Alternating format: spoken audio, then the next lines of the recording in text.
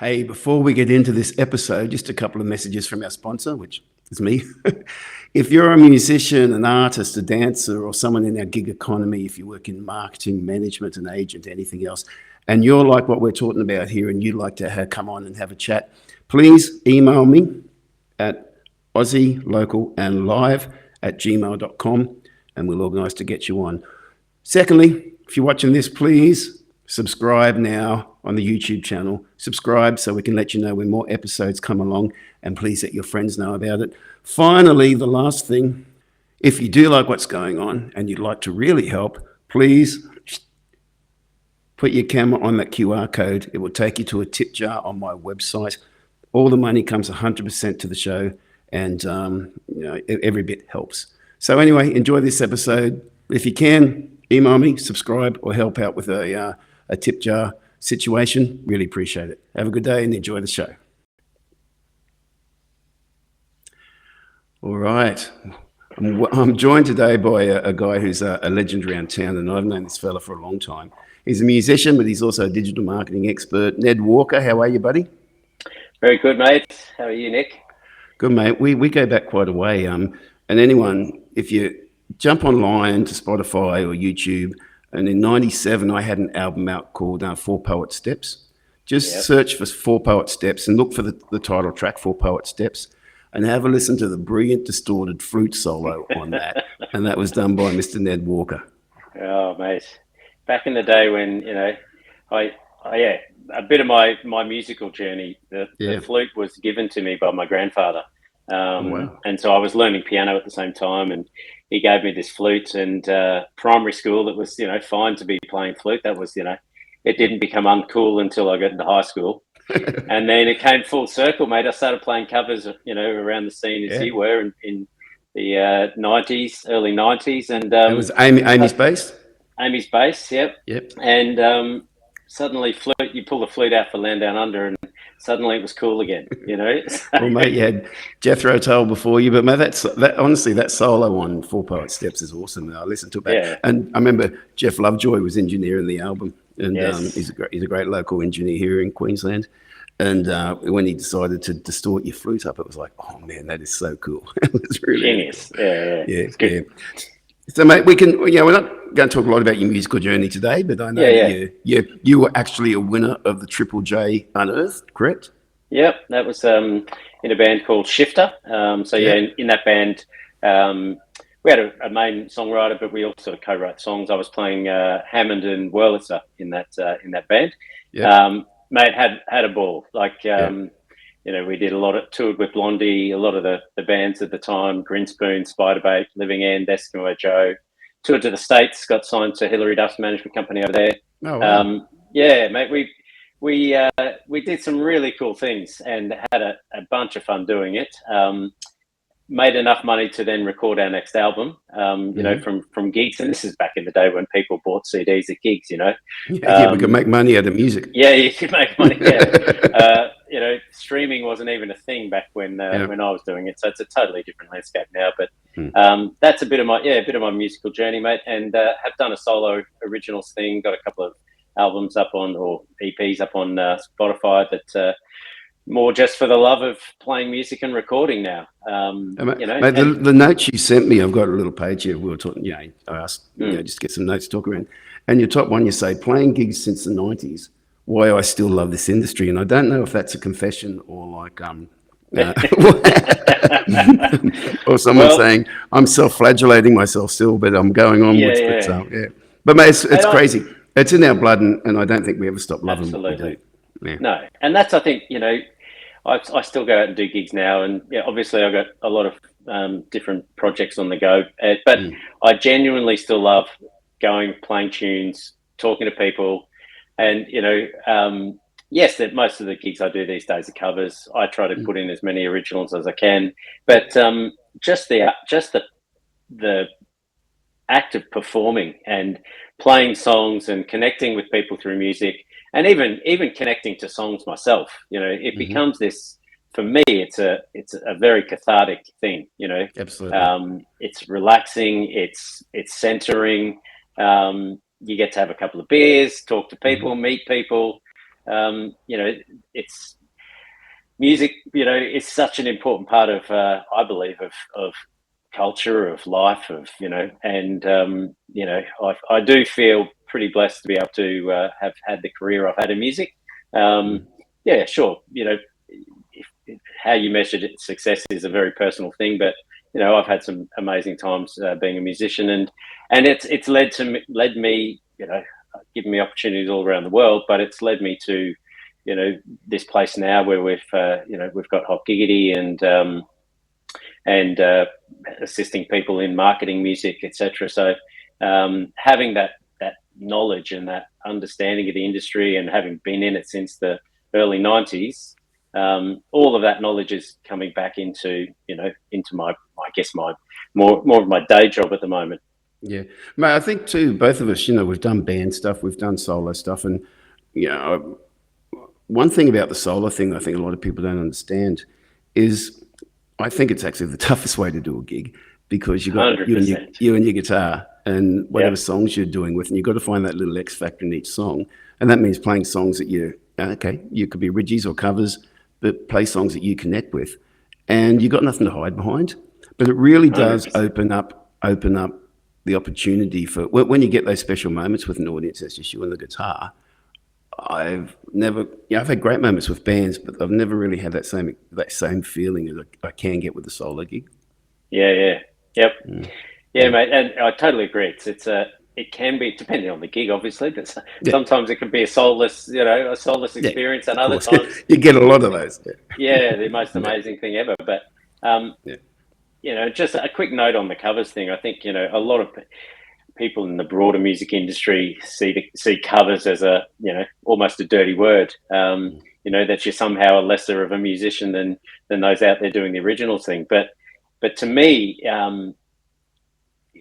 that the opportunity to hone your craft, to hone your audience engagement, read a room, you know, that's where you know, you can cut your teeth. You can, you know, do things musically that you know, take songs in different directions than you would otherwise. And And out of your um, cover set too, mate, there's so many great songs that you get the honor of playing really good songs. And absolutely, if people are going to be really honest, yeah, obviously I've got, you know, my albums out, and that's what I love to promote most of all. But made most of my living out of doing cover gigs, yep, and the thing is, people forget that every orchestra plays covers. You know, yeah, the symphony orchestras, exactly, mate, they're not sitting down yeah, playing their original music. originals, So if that's kind of exactly, cool for them to do that, well, then for me to get up and do a great Paul McCartney song or whatever, that's, I don't see the difference. So absolutely when agree. you're recording, you're doing an album, you want to create something that people will put their headphones on, they'll get lost in, and you can connect in a different way. When you're Yep, in a live music environment, particularly when you're not the Rolling Stones, you're not U2, people don't really know who you are. The songs just become tools to connect with people. And yeah, while you want to put your own songs out there, to be able to maybe introduce, you know, first of all, play some songs that people are familiar with, build that relationship, build that bridge, and then introduce them to your songs. It just lays that platform down where you've got that communication channeling opening up. So I know around Brisbane in the official organisations, they tend to just um, focus on the original stuff around the valley. But mate, there's so much more to our live music scene than that. So anyway, 100%. Yep. I could have gone about that for ages, but I won't, Hey, because we have yes, more important things to talk about. And I do have to sure. give a little disclaimer here. This little episode, as much as an informative chat, it's also a bit of a promo thing, because I am a user of Ned's platform, Hot Giggity. I highly recommend it, and we want to let people know what's going on with that. He also has a marketing company, which he'll get talking about. But his knowledge is sensational in this space, and for anyone who's getting into the industry, getting into the game, have a listen to what Ned's got to talk about. And mate, I guess that's a good point to start, to say, how did the concept for Hot Giggity come about, and what is it? Yeah, sure. Um, so I guess Hot Giggity as an idea was born in 2014, actually. And it was a mate of mine, Todd Burns, drummer on the Gold Coast, and I sort of, well, he came to me with this embryonic idea, and we sort of, it grew and grew and grew. And the original premise was just, well, it was twofold. It was firstly finding a better way of finding gigs, managing gigs, getting rid of all the admin of invoicing and calendars, and having all these different systems that this gets managed on. And the second one was promotion of gigs, and as a punter, finding bands that are playing near you.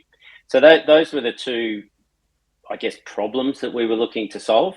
And Todd has been in the industry, well, longer than I have, as a drummer, and again, both in the originals and the cover space. And so we looked around, and at the time, there are a number of these platforms out there now, but I like to think that ours is coming from the industry, by the industry. The platform has been designed to solve problems that we have experienced for the last 30 years, sort of thing. And so I guess what we're, from the promotion side of things, what we actually did an exercise when we were doing our research of ringing about 150 pubs, and the percentage of those pubs that could tell us who was playing on a Saturday night, or what if they had live music, and obviously you're getting somebody on the phone who doesn't really know, but there's no websites weren't updated, very, very few social media posts going out. There were gig guides, but they're unreliable. So I guess part of that was a big part of why we wanted to produce a platform that had this promotional element. So yeah, Hotgiggity came about from us wanting to find a better way for artists to get gigs, get booked, manage their whole music business, because a small percentage, probably a smaller percentage these days, of people are doing it as their full-time income, but there are still, like I'm guessing yourself, Nick, that gigging is their full-time gig. And so yeah, we were looking for a way of improving that whole admin process and promotion process, and putting it all into the one place. Going to the very basics, just so people know, it's an app that works on your phone or on your laptop. Yeah. And you also have Hotgiggity Live, which is a calendar, which you can update your gigs on. Yeah.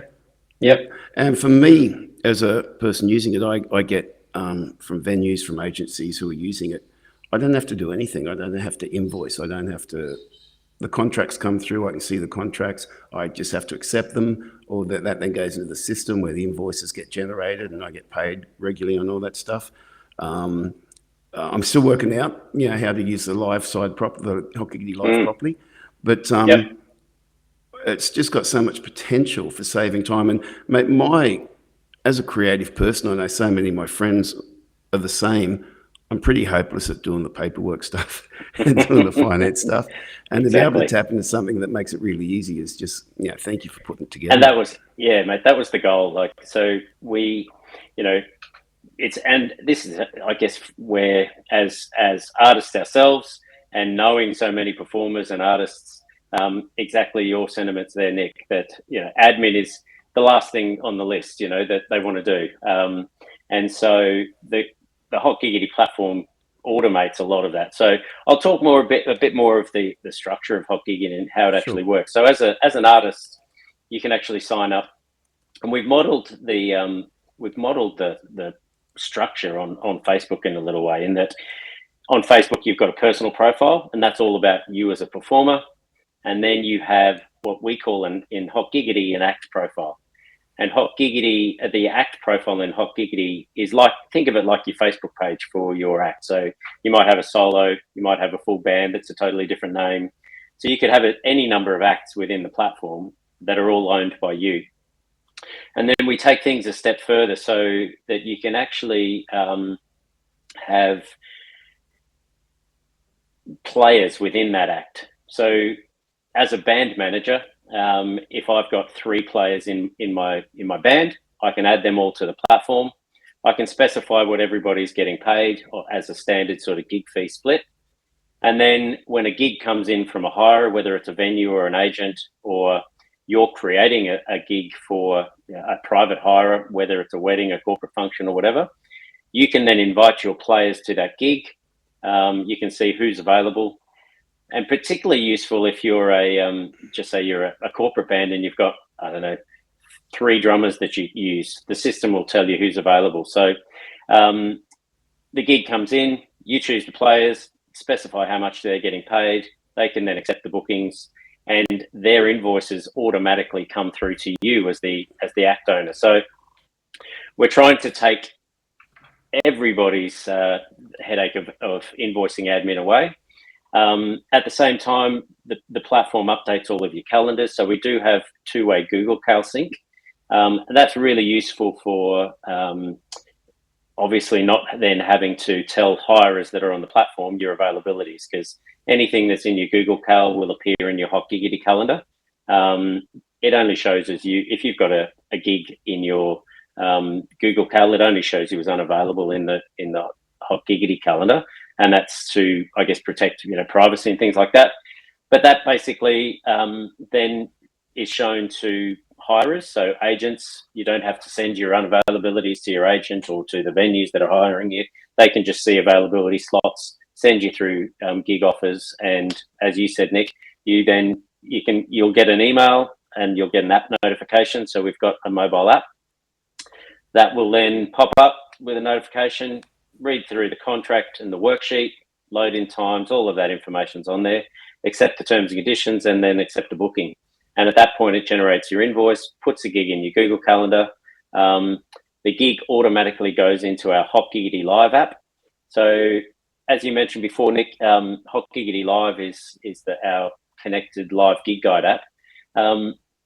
That gig guide allows people who are into live music to follow you as an artist, to follow a venue, and be notified of your gigs. And with my marketing hat on, as you mentioned, Nick, I've got a marketing agency, and everybody that's on social media would know just how much noise there is on social media. And coming back to the gig guide app, I think realizing that more and more artists aren't reaching their fans on social media unless they're boosting posts, or you put a post out organically and you're lucky if it gets 10 likes, and it's like does anybody see it? It gets caught in like an echo chamber. It feels like you just got the same people that are seeing it. Yeah. And so the Hotgiggity Live app, and it's in its infancy, but the goal with that app is to try and, for people that are interested in finding live music, that's the place to go. They can search for artists based on genres. They can search for artists that are playing this weekend. They can search for artists in a certain radius around them. So we wanted to make that app, as your show here is called, Aussie Live, Local and Live. Our goal was with that app is to give people a way to find live music that's happening around them. Mm-hmm. And then they can, as I mentioned, you can follow an artist, you can see all their upcoming gigs, read their bio, all of that sort of stuff. In future, there will be further additions to that, where somebody could actually find you in the platform, in the live gig guide app, and request a booking. So there's going to be more and more functionality that's added to that as we go along. But mate, you also got assets there for venues as well too. Like you can, through what you're doing, you can make sure that their in-house TVs are doing the promotions and things like that, and updating their websites. Absolutely. So a lot of the promotional side of things, as again putting my marketing hat on, it's like, what are the things if you're a venue on the platform, what are the things that get left to the last minute or just don't get done consistently? And unfortunately, live music and the promotion of it is one of those things that often just doesn't get done and doesn't get the attention I believe it deserves. So we came up with some solutions which are gig guides on their website that automatically update.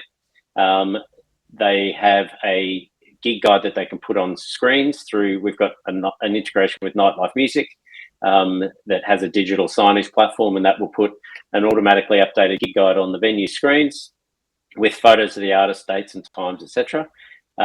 And then all the users on the platform can connect their account. So artists, venues, agents can connect their account to Facebook and Instagram. And then if you're an artist, immediately after you accept the booking, the system will prompt you to schedule a social post. So what we're trying to encourage, and the same thing for the venue. So the venues can go in and schedule social posts for the next 3 months if they wanted to, if they've got that booked up that far ahead. So we're trying to remove the friction between accepting a gig and then going, oh right, I've got to go and log on to Facebook and Instagram, and I've got to go create a post over there. So what the platform does is, if you're an artist, as soon as you accept a booking, you're shown this, promote this gig on socials. Select your channels, it pre-fills some info that you can change, and then you hit, select the date and time you want to schedule it and hit schedule. And so in that workflow, you've accepted the gig, your socials are done, your invoice is done, your calendar is updated.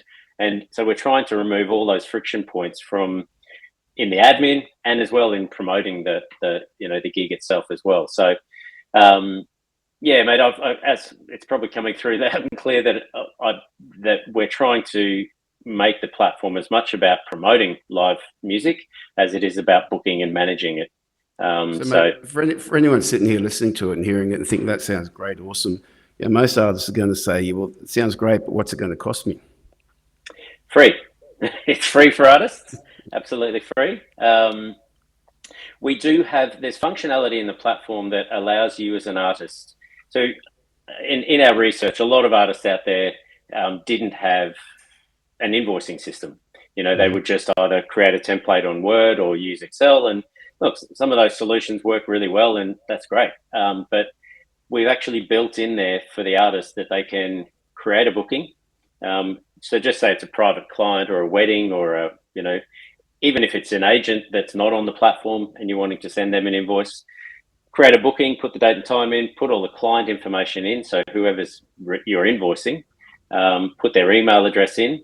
You can then, if it's a wedding client, for example, you can create a deposit invoice and a balance invoice that are due at different times. You can even create a client contract. So just say you're doing a wedding or corporate function. In that booking, there's a field for the client contract. So you can put in all your terms and conditions for the client. Then you can actually send that booking and the invoice and the contract directly to the client from within the platform. It's like the templates are in there, basically, that you're just filling. Yeah, correct. So we do have, another question is that I've spoken to many artists, like, well, how do you make money? So we've got subscriptions for venues and agents, and there is a paid version for artists. So we've allowed for free, you can create up to 8 invoices a month. And, for a lot of people, that's enough. If you're wanting to then go to the pro plan, you're sort of looking at, $15, $14.99 a month. And one of the benefits of that, with that plan, comes accounting package integration. So if you are an artist and you're organized and you've got Xero or you've got MyOb or one of those platforms, you can actually set up so that your invoices will get synced into Xero. So that's one of the other benefits of the pro plan. And another big feature for us that I believe is really, really beneficial is the ability for an artist to take the initiative and try and get themselves more gigs. So it's not just about creating yourself a profile on the platform and then sitting back and waiting for the gigs to roll in. We've actually built functionality where an artist can search for a venue or search for an agent that has Apply to Play turned on. And so then they can actually submit their profile for consideration. And if the agent then, or the venue, gets a message saying, hey, you've had Ned's applied to your act roster. They can review my profile, read my bio, see my videos, and then approve my application. And then, the goal from there is to get booked. So we're trying to, put tools in there that allow people to manage their own career, really, and sort of, I've had about 3 conversations today too with venues who are saying that they're just having trouble getting staff at the moment, and it's been real tough. And I think from that, that paid point of view, for a venue to actually have a system set up where the invoicing gets done, where it's all very simple for them, that can solve a lot of those headaches for them as well. So venues out, not just for artists, venues out there, make sure you do check out Hotgiggity. Now you just get through it through your website, of course. Is it Hotgiggity, just hotgiggity.com? Hotgiggity.com, yep, absolutely. And then there's info up there, and then there's obviously the the ability to sign up as an artist, free to sign up, as an agent or a venue, free to sign up. You get a 2-week trial, and then if you want to take it up from there, then there's subscription, different plans for the venues and the agents. That's how you sign up. And people get easy, if they got hassles, they get pretty easy access to yourself and the people, your staff, to help them out with their problems. Yeah, mate, which I found. Support portal, and mate, we're still growing this. This, and you mentioned community as well, Nick. I'd like to think that we have, we're building a bit of a community of artists as well. One of the other things that is a functionality on the platform, that if there's anybody out there that's a bass player or a guitarist and you're not in a band, we do actually. So if I'm a band manager, or I'm running a band and I'm looking for a guitarist, we have actually functionality on the platform that I can just search for a musician. Yep. So I'm looking for a bass player in this area. Show me who's up on the platform. So that's something we're looking to grow as well. So it's not just about soloists and bands getting booked. The idea is that hopefully other musicians can jump on the platform. You can search if you're looking to set up a band. You sign up as a guitarist, and then you search for a drummer, and you search for a bass player, and you reach out to them, and you can message each other. And so trying to build that sort of community element as well. There's a lot to the platform. Yeah, because for what I'm trying to do with this little, my little experiment here of Aussie Local and Live, is try and get a community vibe going where we're all talking about our local industry. And next week I'm going to be interviewing some people in the arts, painters, other sectors of our gig economy, and I'm trying to create a bit of a community feel. And I think that there's no, just so people know, this isn't a commercial interest for me talking about Hotgiggity. I use it and I recommend it highly. But it's just that Ned's doing the same thing with trying to build that community space. And so many people I'm talking to, I phone up and say, hey, would you like to have a chat on the show? And we get talking about what it's about. And so many artists out there and everything want to agree that we really want to build our community. We want to get better knowledge amongst ourselves, become more business-like, so that we can actually bring benefits to the venues, be doing more ticketed type shows, being much more effective in our marketing. It's so hard when you're doing it by yourself, but if you've got a community around you, talking to each other, we've got to hope to actually do something different. And I think, we're not the young pups in the game. We've been around for a while, and I think the things we've learned, we are trying to bring into our industry to have practical solutions.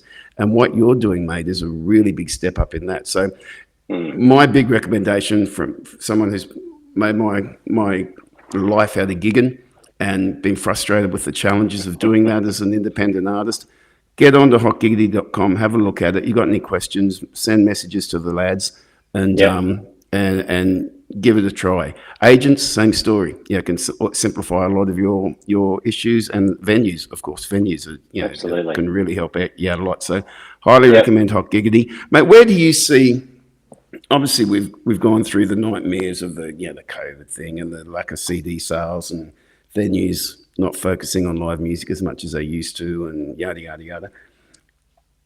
Are you positive about the future of our industry, or what's your gut feeling where we're heading to? Mate, it is. I think the fact that our industry relies so heavily on the health of the hospitality and the venue game is a little bit concerning. I won't lie. And as you mentioned, COVID was obviously disastrous for everybody, whether it's covers, originals, or whatever. But I think, and now it's cost of living. Exactly, and that's I think the scary part is that a lot of the times live music is an expense to a venue that often it's sometimes a considerable expense, that if times are tough for the venue and people aren't in there drinking beer, which the government is not helping by putting taxes up all the time, but the cost of going out and having a couple of beers and a meal is up there. So I think there's also elements that throughout COVID people learned different ways to socialize that wasn't necessarily going to the pub. and I'm not sure that that's come back as much as it was, pre-COVID. But I think you touched on an important point, Nick, of understanding the business. If you're an artist and turning up at a pub to do a gig, a really important thing to think about is that let's just say it's a 4-hour gig, and I don't know, let's use the number, it's a $500 gig for 4 hours, right? Most pubs operate on a 3 times multiplier of what they have to take over the bar just to pay that $500. So if you're turning up for $500, the bar has to take minimum of $1,500 just to pay your wage for the night. And so that's a good thing, I think, for an artist to understand. And the goal is, as much as possible, don't just be the person sitting in the corner playing, background music and not engaging. I think if for the venue to get, an ROI, we are entertainers at the end of the day. And punters need to be entertained. The more they're entertained, the more drink they're going to drink, and or stay in the venue. Venues talk about dwell time and keeping people in a pub as long as possible, given that over that period of time they're likely to spend more money. So having that business mindset of going, okay, to justify my wage of turning up here and getting paid this money, I've got to be an entertainer. And I know sometimes that's hard. If you're gigging regularly, you've had a shit day. The last thing you want to do sometimes is go and do a gig. But switching that off and going, okay, I've got to go and be an entertainer, engage the punters, and make sure that people are sticking around. Try to get people to the gig as often as you can. Which I know if you're gigging regularly, you can't expect people to come to every one of your gigs. Yeah, so it's not about just drawing your friends. Yeah, exactly. No. But just coming back to your point in the future of the industry, mate, it is a difficult time at the moment. But again, as I was saying, if the artists are generating a return on investment for the venue, then the venue's going to keep the bands on, on that point, I do want to add in too that one thing that artists can do to kind of offset that a little bit is do their marketing properly, so they are helping promote the venue. 100%. But also the venues need to listen to that message as well. They're paying someone to be in there. Now, it's almost impossible in some rooms to create that good experience because the venue's just set up so poorly for entertainment. I totally agree. You got nothing so worse distractions. Than sitting there with a massive sports screen behind you. I don't know how many artists has that happened to. So I think. And you got to keep the noise down. You got to. They got the whole place lit up like it's Coles cafeteria, and people are too. They can't. They're too embarrassed to get involved because the lights are all on, and just by having basic things like, okay, the footy's on, they want to have a certain amount of people watching the footy. Well, they have that section set up for that. You're going to have the music down here, help that set up for the entertainer, so the entertainer can actually show that they're entertaining people who aren't interested in the footy, that they're adding to the value on top. So I did think, yes, primarily artists do have to lift their game, and we've got to figure that out. But also, this day and age, in that field, venues need to do the same thing. Obviously, it's different if you're doing like a showcase show, or you're getting, you're doing a ticketed show and everything like that. The room's set up for how it should be. But back in the 90s and the 80s, I'd play rooms that were just pub rooms, same type of pub rooms, but they would set up for entertainment because that was what drew people in. And we can do that again, I believe. Yeah, totally agree. I mean, so there's rooms that I'll go into that exactly like you said, Nick, it's lit up like a Christmas tree.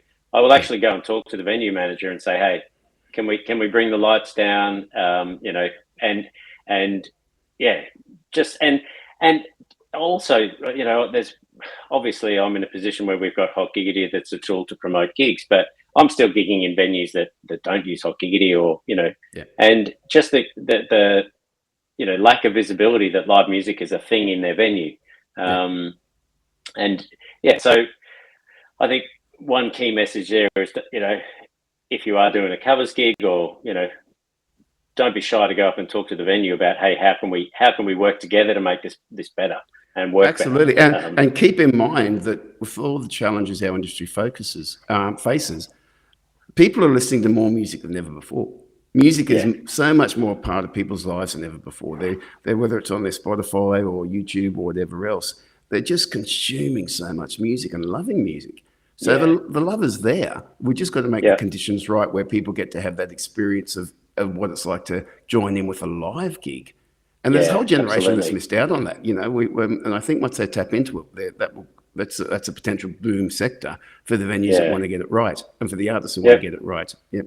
And once it's from that healthy live scene, whether you're playing covers or originals. If you've got people playing most nights of the weeks in venues everywhere, that's where you get the fertile ground for your Keith Urbans or your Powderfingers or that to come out of that fertile ground.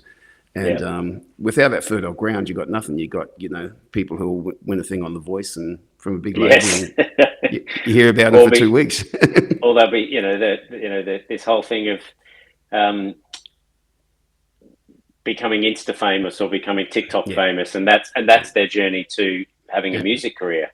And that really does happen, but then people don't realise while you see that one person doing it, you forget about those 10,000 other people who've been trying to do it and can't get anywhere. So it's not as easy as it seems. Yeah, and mate, this might be a really old school way of thinking, and I mentioned this before about the best way of honing your craft is gigging. Like, yes, become Insta famous, great, but then get out there and do the gigs and learn how to,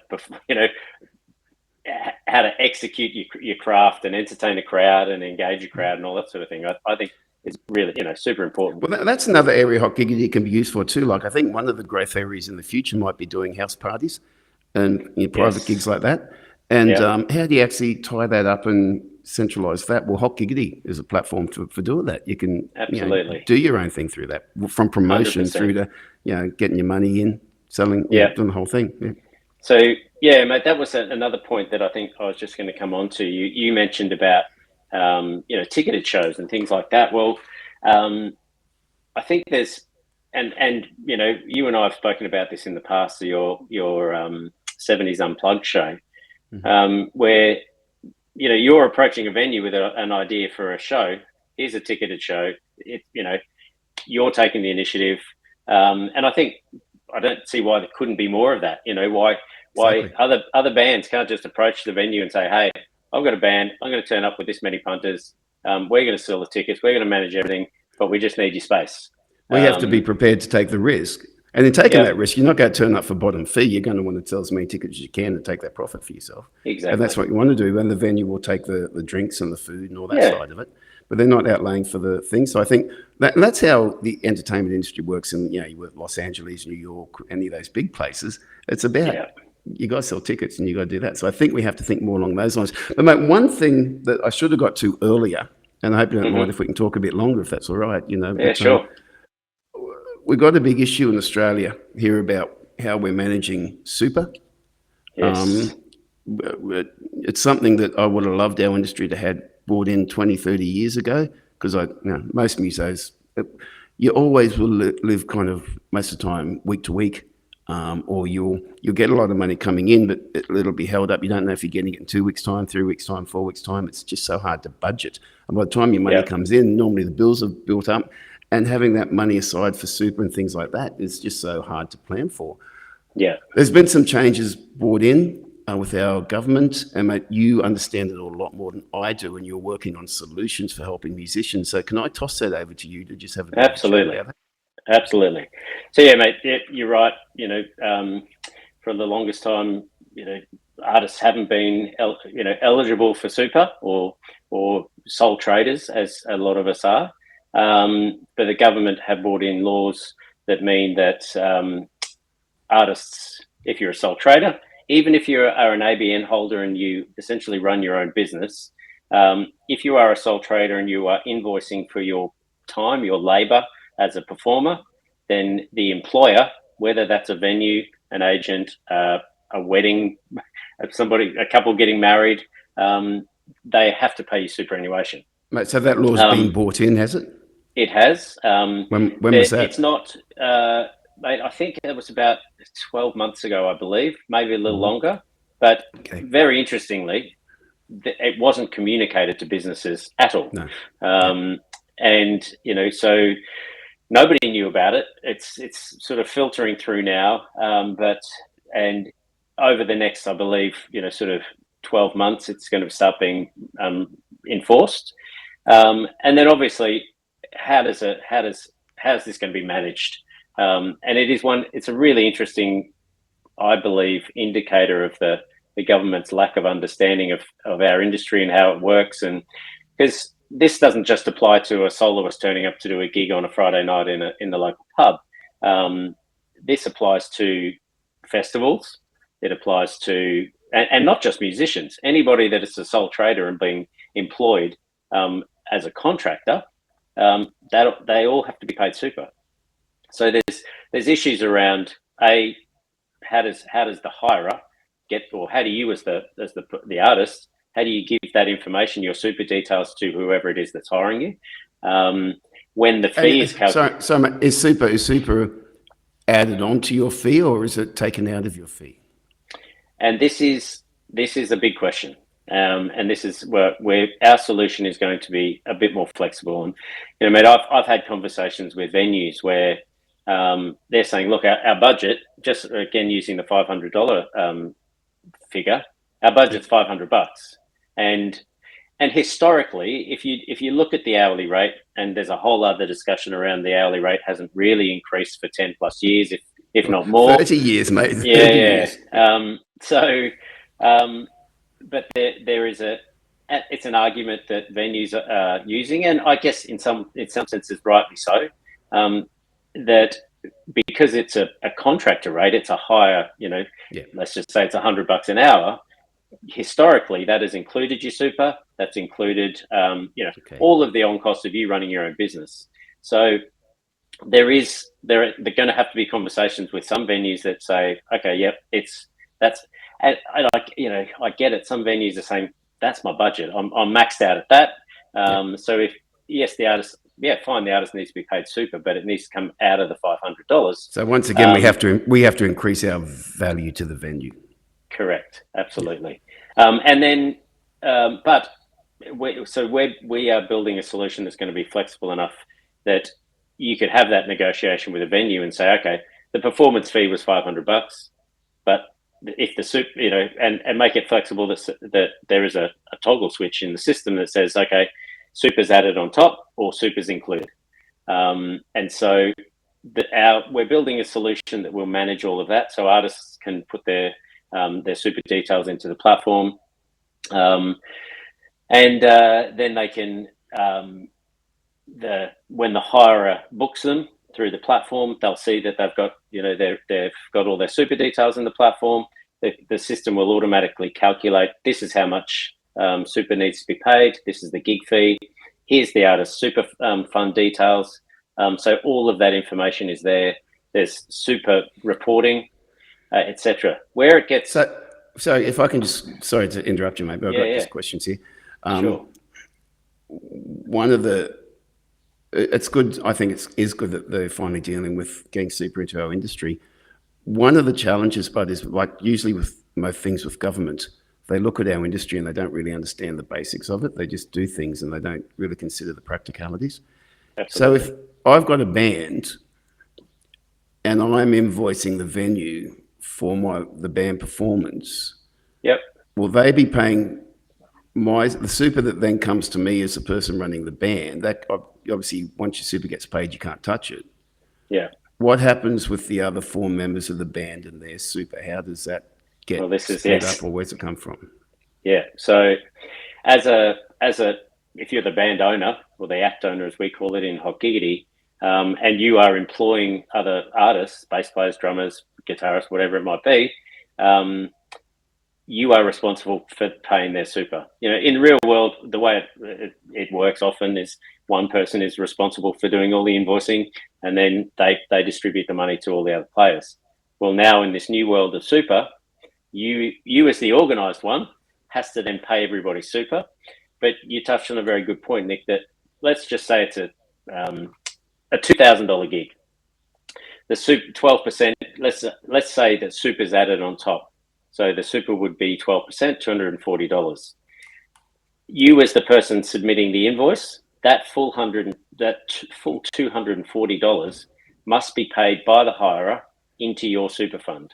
And then, so even if you're only eligible, realistically, just say you were doing an even split on the gig and your fee is $500, your gig fee, then your super component, the bit that you're actually eligible for, is only 60.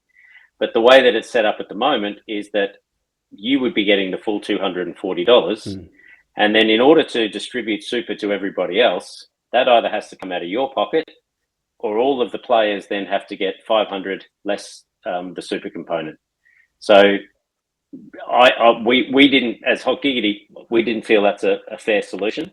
So what we've actually produced in the platform, and what is going to be coming out, is the ability for a hirer. So just say, let's use the example of a venue or an agency where they are sending you a booking. They can actually turn on a setting that means that when they book you, your band, they will receive invoices from all of the players with the correct gig fee splits that you set the gig fee splits. But then they will all be paid the appropriate amount of super, which we just felt is a far more equitable way of doing it. It's a lot more work. So for the venue, do they physically have to put like through 5 payments, or do they still put the one payment through Hotgiggity and then it gets split up in Hotgiggity? Well, at the moment, mate, we have taken the position of not doing payments through the platform. So just that's a good point of clarification. Our platform will generate the invoice. So if you're an artist and the venue's booking you, our platform will generate the invoice for you. It'll have your super amounts on there. And you put your bank details on it, etc. The hirer still just pays directly into your bank account. In that way, we're not taking anybody's money. We're just providing a platform to do that. We are looking at a solution that, as you said, Nick, that where a venue could opt to hit a pay button in the platform, and then it would distribute money to everybody that way. That's been, we're looking at building that at the moment. So lots of things to come, but yeah, mate. So we believe we're building a very unique super solution. I haven't seen it in any other platforms out there. And I believe it's a far more equitable way, particularly for duos, full bands, etc. Soloists, it's fairly simple, but certainly more complex when you're talking about duos or trios or full bands. And I think that's something if people can take on board that we've got these changes happening in our industry. Ned's put together a platform that is making our easier to run our businesses, but also one of the few people I've spoken to who's actually looking ahead at what changes are coming and what are the new evolution is going to be, and I believe will be at the cutting edge of how these things evolve. So if you want to get in early, join Hotgiggity. And as I said before, this is a chat and an interview, but it's also a bit of a promo in that I believe in what he's doing, and I'd like you guys to check it out, make up your own mind. But mate, is there anything we haven't covered that you'd like to talk about? No, mate, I think that covers everything. Yeah, I mean, well, the only other thing that we do offer as a service is ticketed show marketing. So if you've got an originals gig coming up and you're wanting either some support or advice or how to, or you want us to do it for you, how to market your ticket sales through Meta, Facebook, Instagram, and all the other platforms. So that's something that is a service we offer as well. Awesome. And again, a lot of experience in the music industry around that. So, and that comes back to, as you said, Nick, just educating yourself as an artist of how do I get more bums on seats so that, I'm going to get more paid. I'm going to get paid more. And the venue is also going to benefit more from more people being at the gigs. And also, mate, I think that, with something I'm experiencing myself, I've got a show coming up and I've been running some ads, Meta ads, and I'm getting heaps of engagements, really good, strong engagements. But how you then convert that into ticket sales is another issue. And Yeah. with your advice and everything else, as we spoke before, we'll look at that. And I think Yeah. that's something artists need a hand with. And what Hotgiggity is doing is it's working on. You got to do most of the work yourself, everything you do in your career. But by having practical solutions about the things maybe we don't do so well, which is understanding the finance side, the super side, and the conversion side of social media marketing. It's one thing to Yeah. put a post out there and get people to like it and ticket and everything else, but how do you Yeah. commercialize that? Yeah. And you can spend fortunes on some marketing companies, but I know with Yes. Hotgiggity, because it's a built-in integration, it's a much more cost-effective way to do it. And I once again just encourage people to check it out. Yeah, mate. Just to be, I guess, transparent on the paid ad side of things. That's not something within the platform at the moment, but it is a service that we sort of add on. And as I said, whether that's, hey, you want us to do it for you, or hey, we need some help to do this. We've got different ways that we can help people do that. One of the things even being part of this community, and I'd like to get you on quite regularly, if that's okay, to talk about what trends are happening in marketing, what trends are going on, so that we can, as a group of people within our industry, be sort of becoming aware of what's working in our local market. Yeah, totally. And and like you said, mate, knowledge is power. Sharing that knowledge of, hey, I've been running ads like this, and they've been converting really well. I will say that, and this is getting into the weeds of it a little bit, but Meta and the way that Facebook and Instagram control the algorithm and control who sees what and how they see it, and ads are getting more expensive to get conversions these days, and that's just, I believe, Facebook doing that on purpose to generate more revenue. But there are ways and things you can do to try and maximize what you're going to or those ticket sales, and we're happy to share some of that knowledge as well. So I find if I put up a post that's like promoting a gig, it's hard to get anyone to see it. If late at night I've had a few drinks and I put up just a sort of smart comment that I'm just having some fun with, it gets heaps of views. yes. But it doesn't look like an ad, maybe it looks like an ad. It just doesn't get through. Brother, thank you very much for your time on all this. And awesome, mate. So if you're up for it, I'd like to get you back quite regularly to have a bit of a chat on what's going on. And absolutely. May see if we can all keep supporting our industry and growing and making as much music as we can and putting smiles on faces. Yeah, totally agree, mate. Yeah, more than happy to come back anytime. Thanks, buddy. All right, mate. We'll leave it at that. Ned Walker and Hot Giggity, guys, hotgiggity.com. Check it out. And I'll make sure I don't look like Papa Smurf too much next time. No dramas. See you next. Thanks, mate.